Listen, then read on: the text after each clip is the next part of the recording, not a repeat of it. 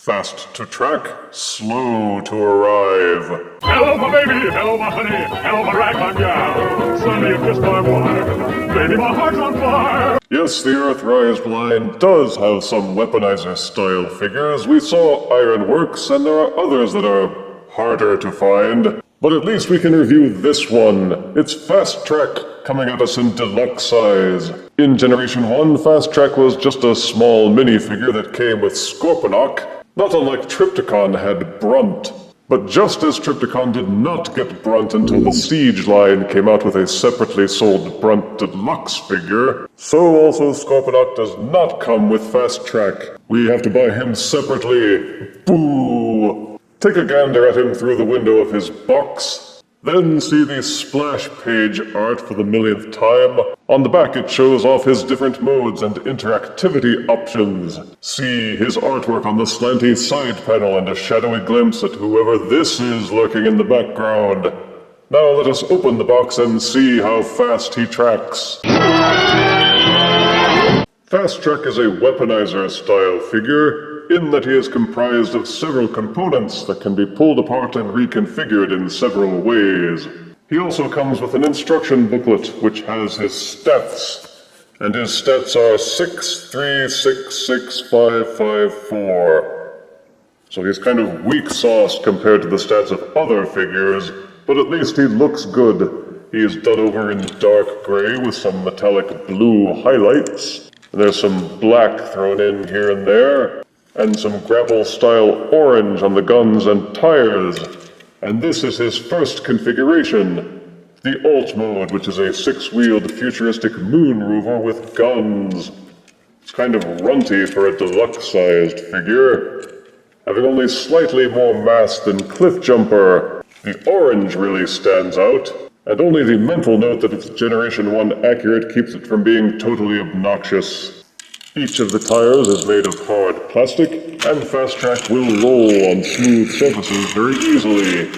Searching him over, you will find several Open Battlemaster compatible ports, where you can plug in additional weaponry and accessories. There are also Fire Blast ports, and if you don't mind rotating other parts out of alignment, you can reveal additional ports as well. Plug in the spearhead using these pegs on the cannons, and use this slot in the spearhead to plug in compatible Titan Masters, including Scorponok's Lord Zarak, who is supposed to ride around in this thing. These two small nubs at the top can also be used to plug in Titan Masters for reckless barnstorming action. Pop off the back component and unfold this back panel set, which is revealed as a combat-compatible connecting port. Use it to connect Fasttrack to other Earthrise figures or to Battlemasters, and use him as an extension to your ever-expanding network. He's compact and feels pretty sturdy, except for these cannons at the side. The robot elbow joints mean that the cannons are always kind of going out of alignment and flopping around here and there. Yes, it means that you can aim the cannons any way that you like, but when you want them to stay put, your only option is to not touch them. The robot head is pretty obvious here, which spoils the illusion of the Alt mode and makes Fasttrack look like an upper body hiding behind an unconvincing facade. Transforming Fasttrack to any of the Alt modes involves taking him completely apart. It's easy enough, just start by popping off the arms, pull off the little spearhead widget, unpeg the back half, fold the combat connecting port back into his torso, unpeg the turret section from the top of these two tire track sections, unpeg the tire section from the front of this tuning fork. It rotates backwards. Repeat for the other side, then pull the tuning fork section apart from the tire sections, and fold down the fronts so that they're kind of pointed down a bit. Seems a bit of a mess so far, but let's fix that. Take the tuning fork section and invert the tuning fork tie-ins. Take each of the tire sections, tire side up. With the peg hole of the tuning fork section pointing upwards, plug in the tire sections. Then fold out the feet sections. Seems kinda loose and floppy, doesn't it? Take the turret section and split it apart. Fold it inversely, It will expose two peg sections which plug into these holes. That holds it together better. There are two tiny notches and a peg at the end of the spearhead, which plug into corresponding holes here. Take one of the cannon arm sections and peg it in here. Then take the other one and peg it into the opposite end. Nope, this other part doesn't do anything. Ugh. And this is Fasttrack in his Spear mode, configured to be a handheld weapon for Titan-class Scorponok, and it's kinda lame. It holds together decently enough, and it does look kind of like it's supposed to be some kind of spear.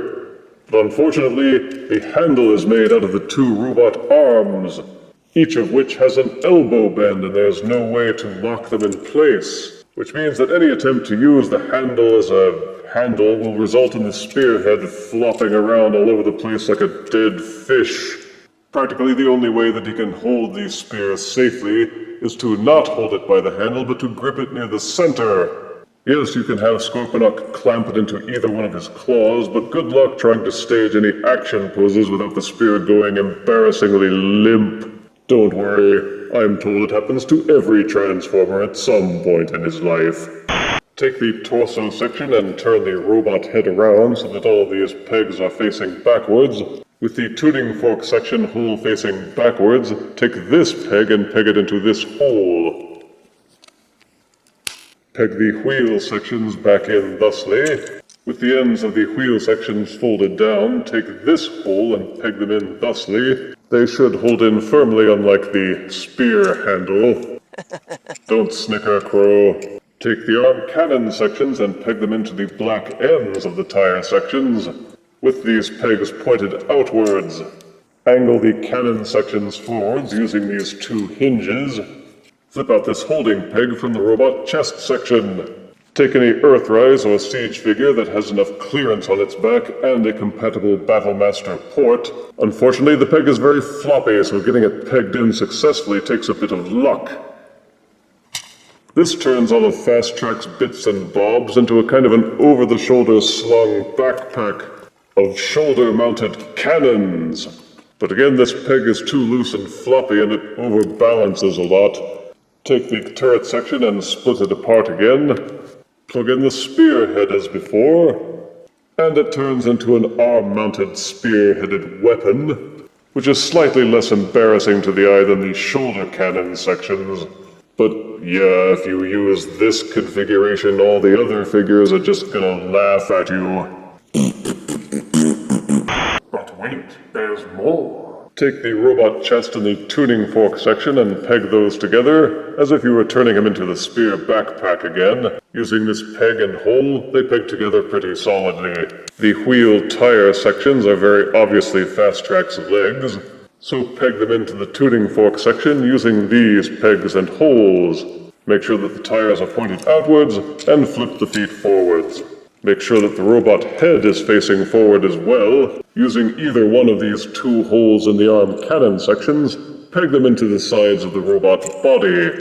I prefer to keep mine a bit lower. Rotate so that the arm cannons are pointing forwards and the elbow joint bends naturally. And repeat for both sides. Take the tank's cannon turret section and split it and fold it, with these two little orange nubs pointing upwards and these two sections pointing down. It plugs and clamps into Fasttrack's back. These orange sections fit neatly between these two grooves behind the head and shoulders.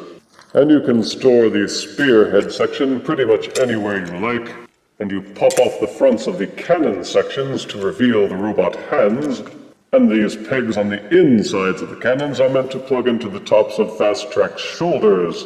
The robot mode seems to be where Fasttrack really makes his mark. He looks well proportioned and well detailed in this mode. He's got a cool robot face. And he seems to hold together quite well with no loose floppy limbs. The black and gray wears well on him. And the metallic blue chest portions add just enough variety to make him stand out. The orange tires on the legs are kind of glaring, but Generation 1 purists wouldn't have it any other way. The only hollow portions are the backs of the shins, and that because of the way they fold up during the transformation. The spearhead can be plugged into any of the open ports, or into either one of his hands as a stabby weapon. You may also remove the guns from the shoulders and plug them into any open Battlemaster port on Fasttrack's body. The pegs and ports can be used to stuff Fasttrack with any Prime Masters, Titan Masters, Micromasters, or other accessories that you wish. The orange guns can be fitted with fire blasts, and you will also find more fire blast ports dotted here and there. They certainly did not scrimp in giving the robot mode playability. Fasttrack boasts excellent articulation, with the head rotating 360 degrees, although it will not tilt backwards or forwards. Because each limb is pegged in, they will rotate 360 degrees, and they are also equipped with hinges which will allow them to splay outwards and upwards until they start bumping into other parts. As we saw with the spear mode, these elbow sections will rotate, allowing the arm to swivel either direction, and the hinge will allow them to bend forwards and backwards. Fasttrack will rotate at the waist because it's also plugged in. The hips are a familiar swivel hinge combination which will allow the legs to kick forwards and backwards until they bump into stuff, and also splay outwards. The legs are pegged in so they will swivel at the thigh. Each knee will rotate backwards and would fold in completely if it wasn't for this getting in the way. But you can bunch up his legs and get him to do a crouching pose pretty well. The Earthrise Siege ankle tilt is included. The feet will not bend forwards or backwards, but the toe section will fold in and out as part of the transformation. So with patience and perseverance, you can get a decent array of poses out of Fasttrack. It's disappointing that the head won't tilt backwards or forwards and the feet won't angle up or down, but beyond that, the articulation is well done. For size comparison, here is Earthrise Deluxe Fasttrack next to Earthrise Titan Scorponok's feet. Here is Earthrise Deluxe Fasttrack next to Titan's Return Leader Class Overlord. And here is Earthrise Deluxe Fasttrack next to a yummy box of stovetop stuffing.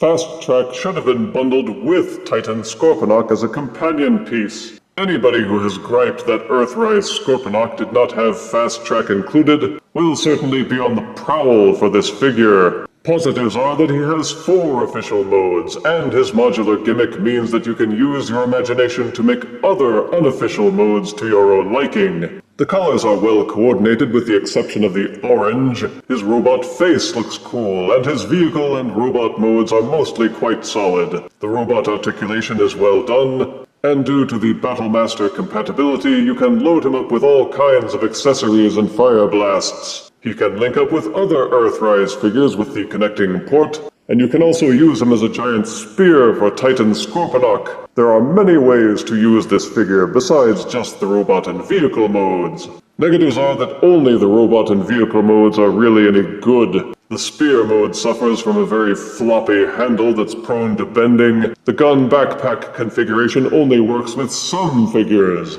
and the ones it does work with look kind of silly and overbalanced. The orange parts really stand out, and not necessarily in a good way. The robot arms and head don't hide well enough in the alt mode, and the alt mode is actually kind of dinky compared to other deluxe figures. You do have to exercise caution since he is made of modular parts, so that you don't wind up pulling bits of him off when handling. But overall, there is more to like than to dislike with Fasttrack, and he is a worthwhile addition to your collection of Earthrise figures. I give Earthrise Deluxe Fasttrack 7 out of 10 deaths. Just don't tell him he looks like Roller. If you refuse me, honey, you lose me, then you'll be left alone. Oh, baby, tell them all, and tell me I'm your own.